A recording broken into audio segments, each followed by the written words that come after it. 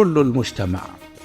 أصديقتي، أخيتي، أمي، أنا، يا عمتي، يا خالتي، يا جدتي، يا زوجتي، أبنيتي.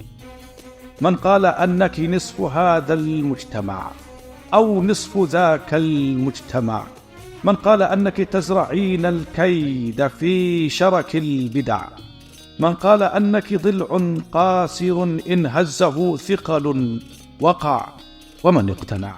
من قال ذلك هل تناسى أنه من تربة، من نطفة، وهن على وهن على صبر يكابده الوجع، حملته ولدته ربته منحته كل وجودها بالحب ونبينا الهادي بشير محمد صلوا عليه بحديثه غرس الدروس وفي رحاب جمالها كل المسامع أنصتت حتى وفي أذن الأصم أن الأحق بفضل حسن صحابة في الناس أمك ثم أمك ثم أمك فانتزل. وتساؤلي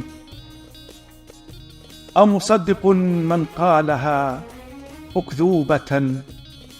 أكذوبة الناس أرد جموحها وأقولها بإجابتي بل أنت كل المجتمع والكيد كيد المجتمع وقصور ضلع المجتمع فأنا وكل الناس في ذات الرؤى حتما نراك حقيقة في الكل كل مجتمع في الكل كل مجتمع. شكرا لكم على الاستماع.